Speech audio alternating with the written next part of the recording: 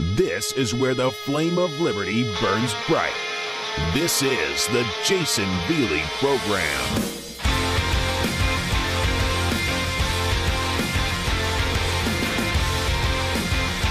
Hello, folks. Jason Veely here. You're listening to the Jason Veely Program. The email address, jasonveelyradio@gmail.com. That's JAYSONVELEY radio@gmail.com. I'm sorry if I'm sniffling over and over again tonight, folks. I don't know if I'm coming down with a cold. But right before I went on the air, I started to feel a little sick. So I'm sorry if it sounds like I'm like I have a cold.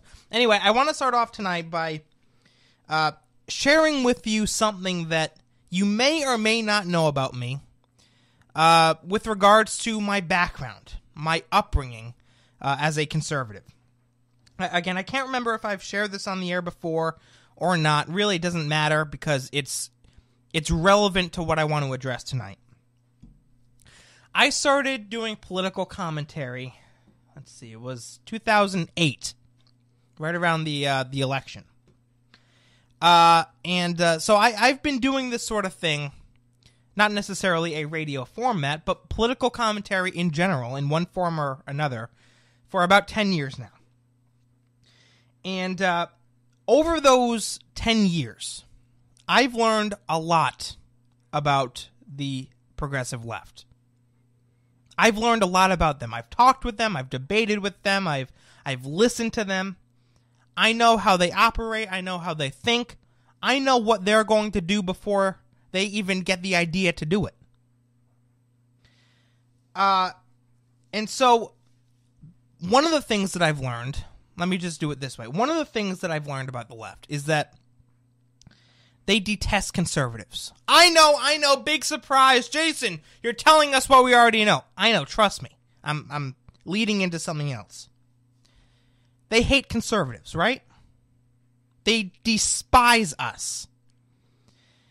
And what I learned from a very, very young age, again, 2008, I don't even know how old. I learned that even if you are a conservative who doesn't, go after them, who doesn't attack them politically, criticize the left politically, if you're a conservative, you're going to be attacked. You're going to be attacked by the liberals because they can't stand conservatism. They hate conservatives more than anything else. Going through high school, folks, as a conservative, I was ridiculed left and right. And I'm not saying this, woe is me, feel bad for me. I'm just trying to make a point. I was criticized, and beyond that, I was picked on, I was mocked, I was made fun of. It wasn't easy.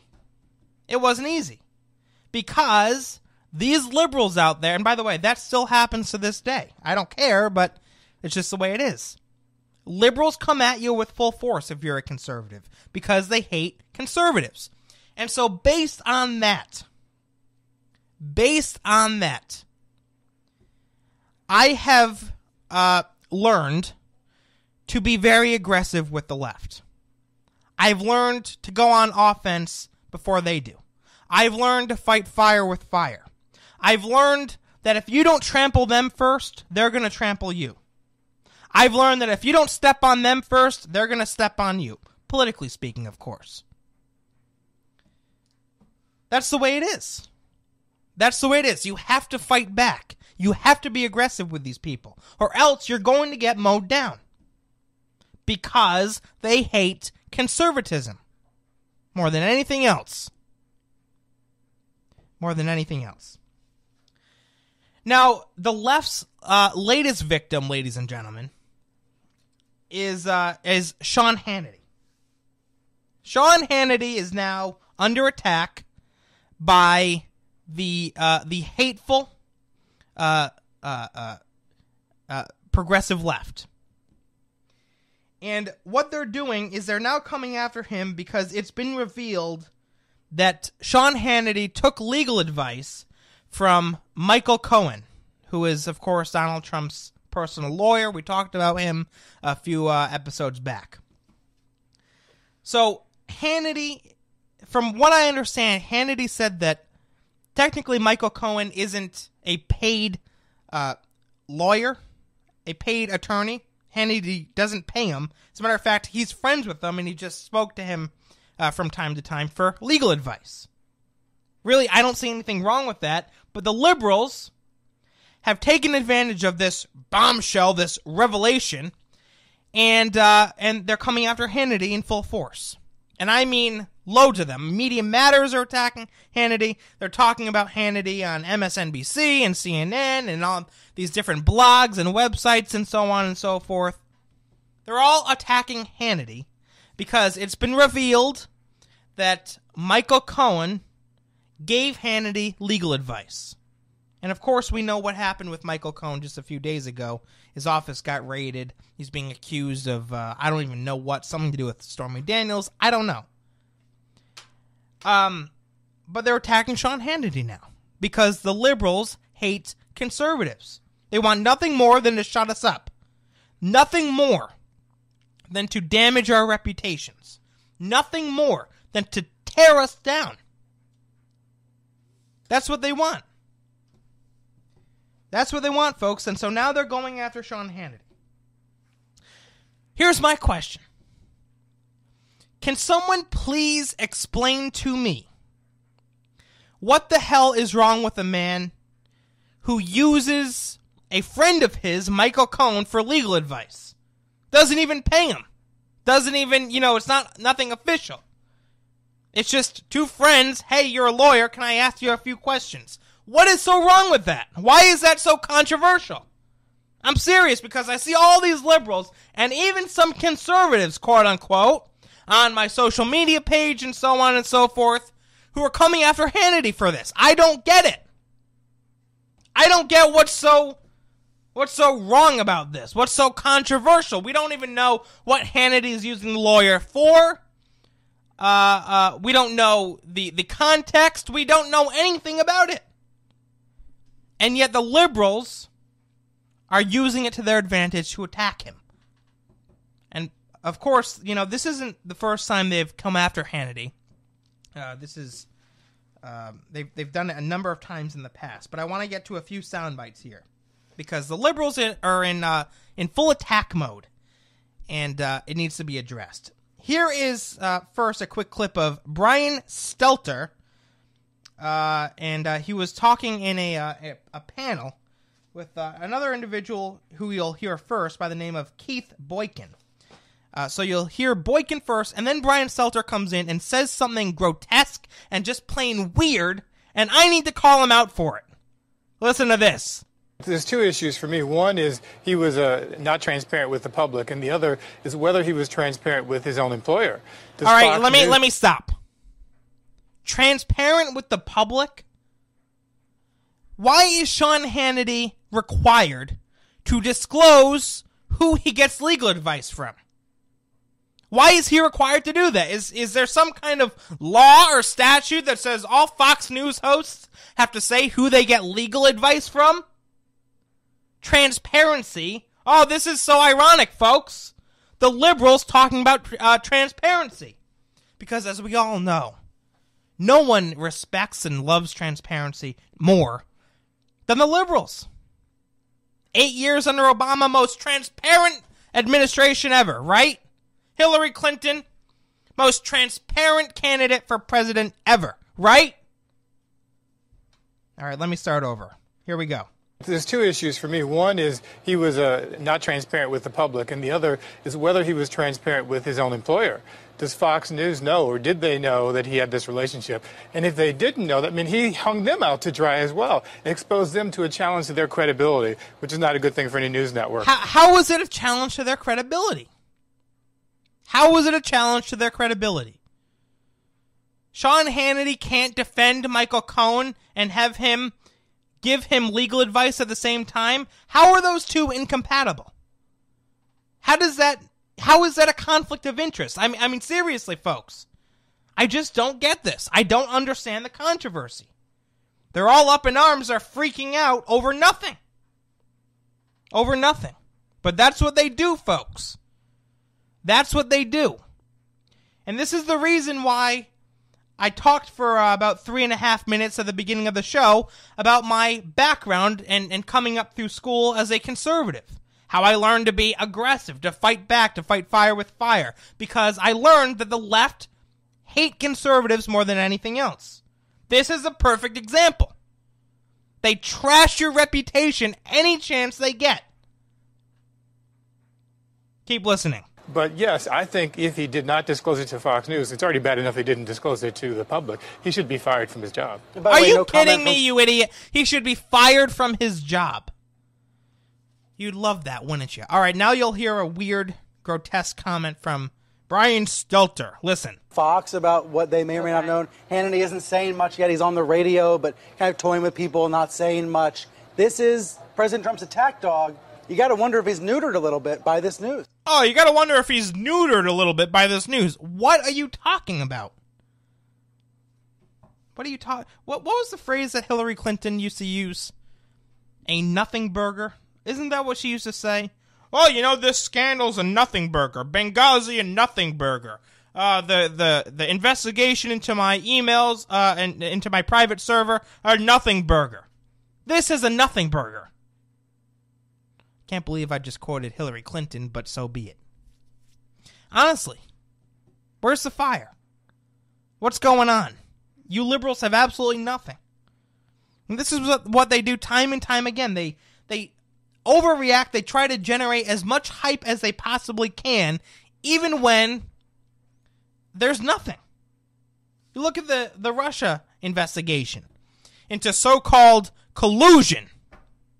Right. Donald Trump and his team, colluding with the Russians. No evidence whatsoever that happened. Yet we get all this hype, we get all this media coverage, and so on and so forth. In other words, what they are incredibly good at, as a matter of fact, the liberals in the media, is taking something that's not an issue and blowing it way out of proportion in order to attack their conservative enemies. That's what they do. That's what they do. Sean Hannity, yeah, he's really, Donald Trump's attack dog. I wonder if he's been neutered after this. I don't think so. Because there's nothing here. Brian Stelter. You moron. And then Chuck Todd came out and criticized Fox News. Saying that no serious news organization would allow Sean Hannity to cover Michael Cohen on the air. And Todd said this in a series of tweets. This was from earlier today. He said, going to find out what kind of organization Fox is today. No serious news organization would allow someone this conflicted to cover this story. Conflicted with what? You'll notice they don't give any specifics. You'll notice that there's never anything that they point to that says, this is exactly what Sean Hannity did wrong. Well, Jason, he didn't disclose it to the public. He wasn't transparent. So what? So what?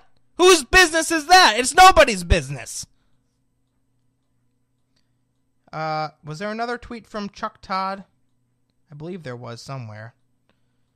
Whatever. Who cares? You get it. The guy's an idiot. He's saying that Fox isn't a serious news organization, essentially, because they allowed Hannity to cover the Cohen story. Now, there's something incredibly ironic, by the way, about a host on MSNBC criticizing another news organization as being not serious. I'm just going to leave that there. You know where I'm going. All right. Well, we've covered two idiots. One more, just to give you a general idea of what the libs in the media are saying. We've heard from Brian Stelter, idiot. We've heard from Chuck Todd, idiot number 2. Here's idiot number 3. Yes, the Three Stooges, Jimmy Kimmel. He, what the hell's his show called again, by the way? Is it like the Jimmy Kimmel? Oh, it's Jimmy Kimmel Live. Yeah, that's what it's called. So you could tell that I really pay attention to these late night shows, huh, folks? Anyway, he took some time to taunt Sean Hannity about this very issue.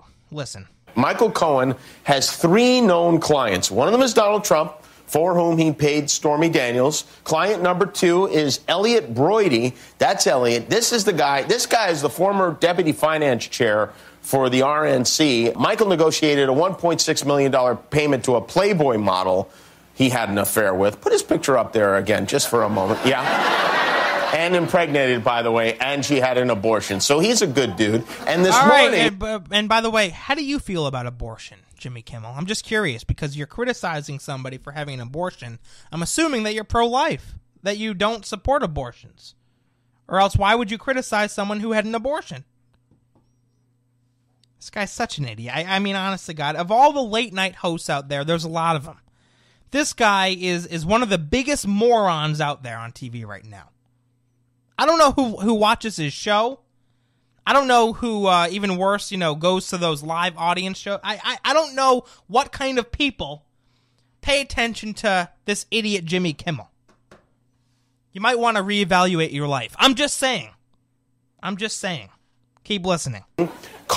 Michael Cohen was forced to reveal the name of a mystery third client. Ooh. He tried everything to keep it secret, but the judge ordered him to reveal the name of client number 3. And shockingly, that client turned out to be my pal, Sean Hannity of Fox News. God, it's a bombshell. It's a bombshell. Can you believe it? It's Sean Hannity. Keep listening. Is client number 3. Isn't that interesting? And, of course, everybody claps. They don't even know what the hell they're clapping about. I don't know what they're clapping about. And so here we are. From Michael Cohen. So Hannity released a statement today wanting to clarify his arrangement with Cohen. He wrote, Michael Cohen has never represented me in any matter. I never retained him, received an invoice, or paid legal fees. I have occasionally had brief discussions with him about legal questions about which I wanted his input and perspective. Because they're friends. Folks, what we have here is 2 friends, one of which is a political commentator, another happens to be a lawyer.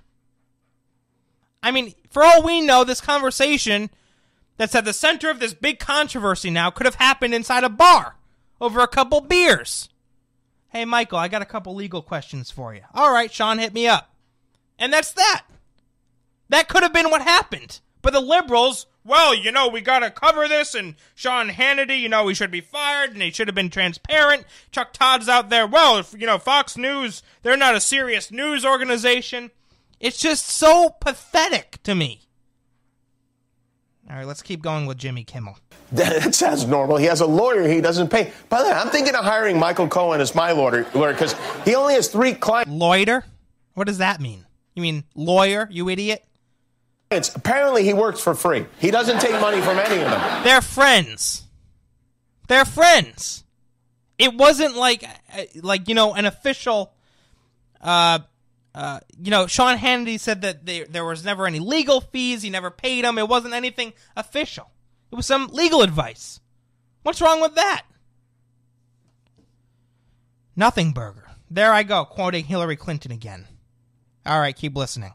But Hannity was tweeting furiously this afternoon to distance himself. As you might imagine, he wants to distance himself from a lawyer who his only job seems to be paying women out. He wrote, I assume those conversations were confidential, but to be absolutely clear, they never involved any matter between me and a third party. I don't know what kind of legal advice does involve a third party, unless maybe Sean Hannity was thinking about suing himself? But besides who wrote that joke for you, Jimmy Kimmel, by the way? Just curious. Look, you go on TV every night. You make people laugh because you have a team of 20 or 30 or maybe even more. I don't even know how many writers you have. Probably way more than that. But that's what you do. And I just want you to know that you're not funny. What you do takes really no skill. And you're attacking a man for nothing. You're mocking a man for nothing. You're embarrassing yourself, quite frankly. And the clapping seals. Besides the implications that are raised, it's a big deal because Sean Hannity's been like the chief propaganda guy for Trump's legal team. He never disclosed that he is also represented by a member of that legal team. Oh, yes. If this is the biggest witch hunt in history, as they say it is, we're running out of spots on the broomstick. It's getting very full.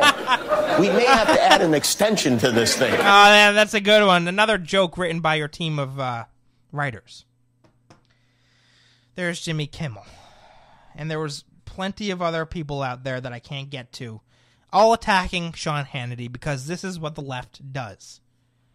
This is what the left does. They're not tolerant. They're incredibly intolerant of anyone who holds political views that don't ally with the progressive ideology. That's who they are. That's who they are. And that's why I do and always will fight back with everything I've got. I have more. Back in a minute. The Jason Veely program is on the air. Get used to it.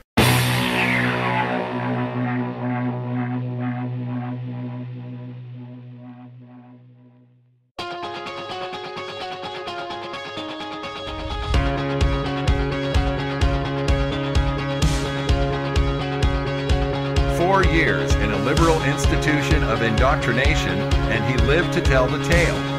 This is the Jason Veely program. Look, folks, here's the truth.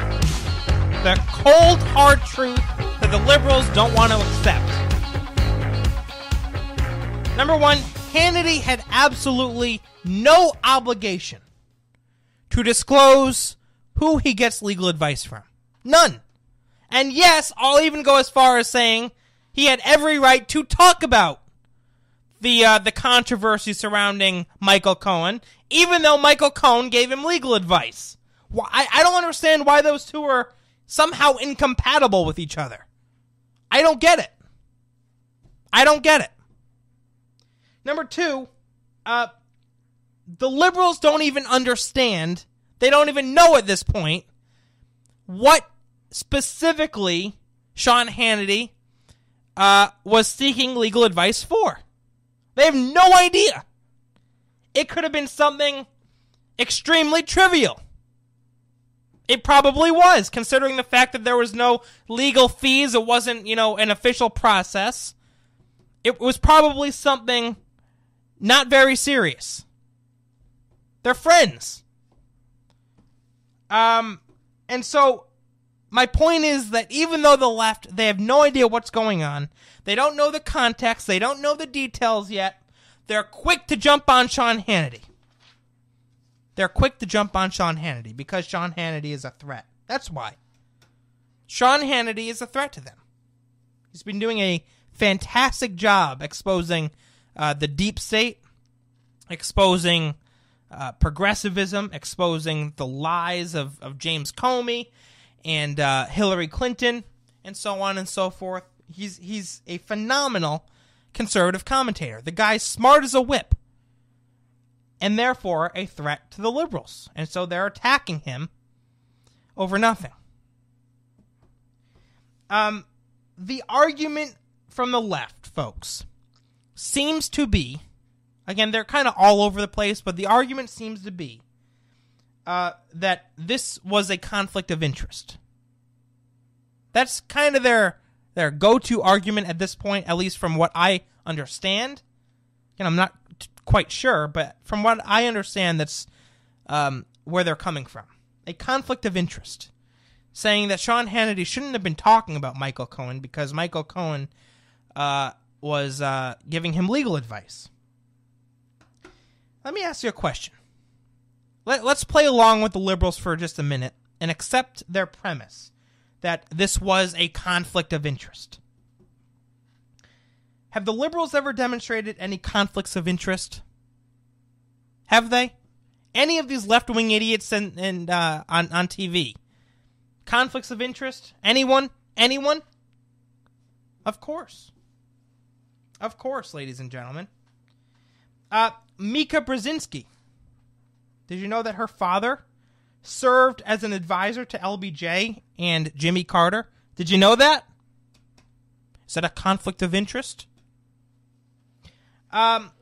In 2015, Chuck Todd hosted a dinner for Jennifer Palmieri, Hillary Clinton's communication director.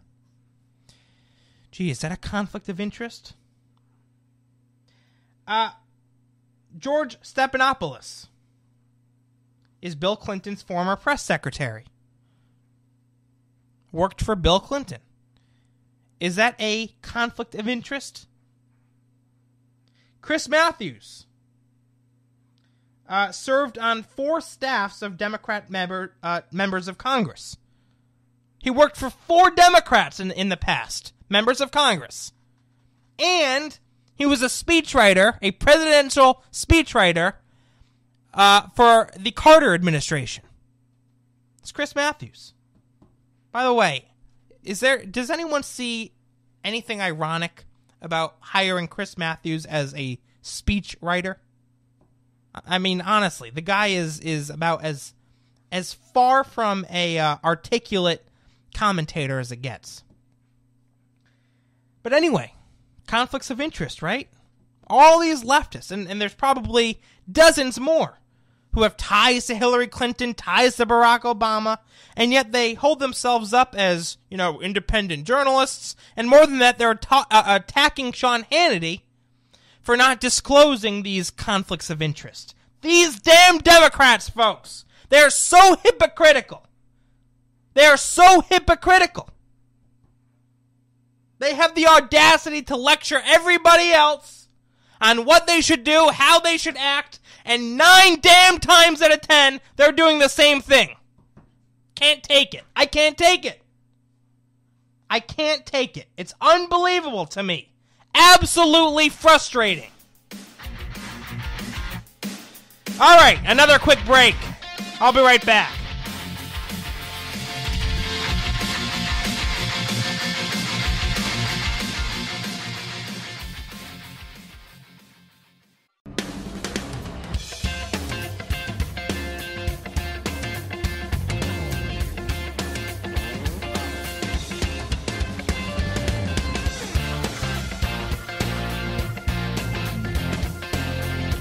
All right, welcome back to the show. Jason Veely here. Here's something that I was thinking of over break. At the very least, we should be thankful that Sean Hannity is a fighter. Sean Hannity is a fighter. And he's not going to go silently. As a matter of fact, I doubt he'll go at all. And the reason is because he knows the games that the liberals play, and he doesn't put up with it. He doesn't put up with it. Now, if these attacks were being directed at another Fox News host, like Shepard Smith, for example, I don't know what that doofus is still doing on the air, by the way. I'm just saying. But my point is, if these attacks were directed at a weaker commentator, a weaker, more malleable, so to speak, political commentator, they'd be off the air. They'd give in to the pressure.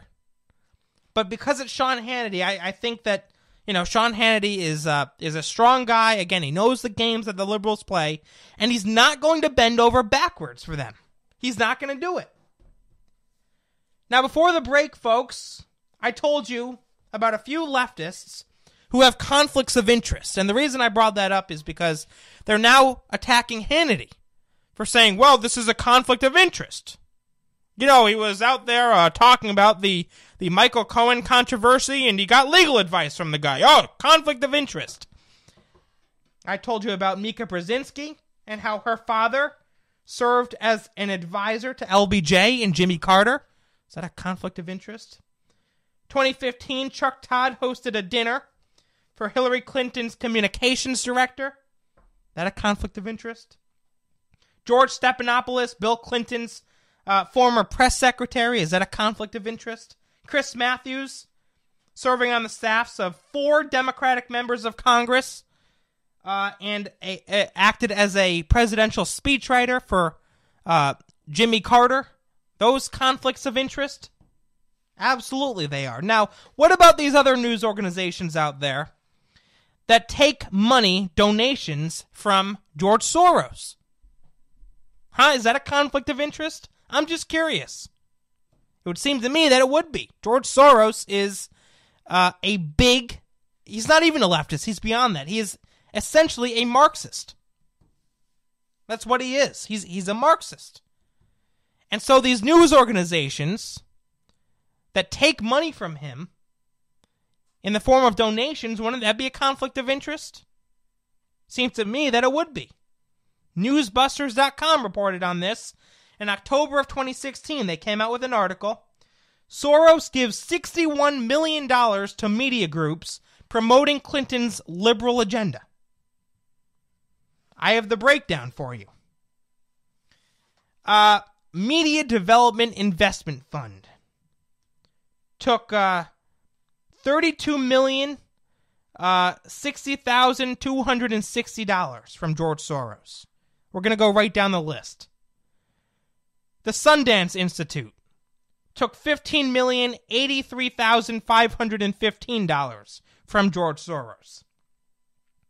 The Center for Investigative Reporting took $3,285,600 from George Soros. Gee, the Center for Investigative Reporting taking money from George Soros. Yeah, I bet that reporting was fair and balanced. New America Media took $3,109,679 from George Soros. National Public Radio, loved by liberals in this country, took $2,300,000 from George Soros. By the way, these figures are from the years 2000 to 2014. Columbia University Journalism School took $1,445,484 from George Soros. Again, I bet that journalism is, fair and balanced and bipartisan. American Prospect took $1,380,000 from George Soros. Link TV, $1,376,000 from George Soros. Media Matters for America, $1,020,000 from George Soros. It all adds up, folks, to over $61 million to media groups that promoted Hillary Clinton's liberal agenda. Are these conflicts of interest? I'm just curious because, I never knew that the liberals were so concerned about conflicts of interest in the media. I wish I knew. I would have, been holding them accountable much earlier than I currently am now. Would have been holding them accountable. So now that they all, seem to be, so concerned about conflicts of interest, they want transparency with journalists on television. I expect Mika Brzezinski to go out and talk about how her father served as an advisor for LBJ and Carter. Who else? How in 2015 Chuck Todd hosted a dinner for Hillary Clinton's communications director. Does he talk about that? No. Has he mentioned it? No. Not to my knowledge. George Stephanopoulos, I expect him to remind everybody on occasion that he did serve for Bill Clinton. And I expect Chris Matthews to talk a little bit about the 4 Democratic members of Congress that he worked for, and also his time as a speechwriter for Jimmy Carter. I expect them all to talk about this, in the interest of, being transparent, so that they don't present any conflicts of interest, There you go. This is what the left does. This is what the left does, folks. They come after conservatives full force. All right, that's enough on that. I want to move on to this. We do have to take another quick break in just a minute, the last break of the show. But again, I want to get onto this. Neil Gorsuch did something that was, at least in my opinion, a little disappointing here lately. Business Insider reporting on this. Let's see. Says the Supreme Court said Tuesday that part of a federal law that makes it easier to deport immigrants who have been convicted of crimes is too vague to be enforced. The court's 5-4 decision, an unusual alignment in which new Justice Neil Gorsuch joined the 4 liberal justices, concerns a catch-all provision of immigration law that defines what makes a crime violent. Conviction for a crime of violence makes deportation, quote, a virtual certainty for an immigrant, no matter how long he has lived in the United States, Justice Elena Kagan wrote in her opinion for the court. And so, basically, the point of the story here is that Neil Gorsuch was the deciding vote. He was what tipped this decision over to 5-4. And it was a blow to President Trump and his immigration agenda.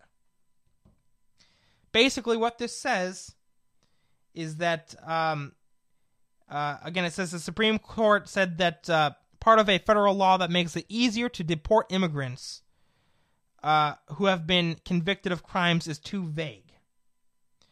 So, my question is, ladies and gentlemen, what exactly makes that phrase too vague? What makes that that phrase too vague? I have the official definition of crime of violence right here, 18 U.S. Code 16. An offense that has an element, the use, attempted use, or threatened use of physical force against the person or property of another, or any other offense that is a felony and that, by its nature, involves a substantial risk that physical force against the person or property or any or of another may be used in the course of committing the offense. Again, that's 18 U.S. Code 16, the definition of crime of violence. So it's clearly defined right there, and yet the basis for Neil Gorsuch's decision was that it was too vague. And frankly, folks, I don't understand that. I don't understand it. The law is black and white. It's clear as day. I don't get why that can't be enforced, why that had to be struck down. And let me just say, folks, that yes, this was a serious blow to President Trump's immigration agenda. We had better get this thing settled. As Republicans, we had better get this done. Because the Republicans made a promise to the American people. President Trump made a promise to the American people that they would not only get the wall built, but that they would start enforcing our immigration laws again. And that means deportation. If we can't even agree on deporting violent illegal aliens who are in the country, what the hell can we agree on? So a little bit of a disappointment today from Neil Gorsuch, if I'm being completely honest.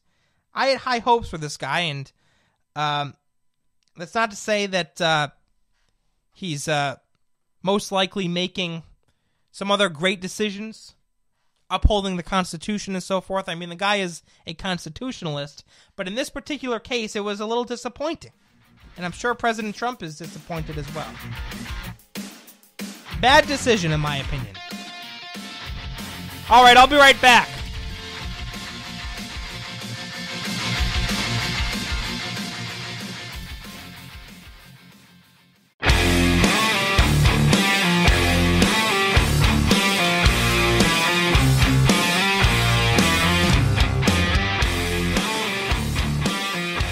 All right, welcome back to the show. Jason Veely here. A few minutes left.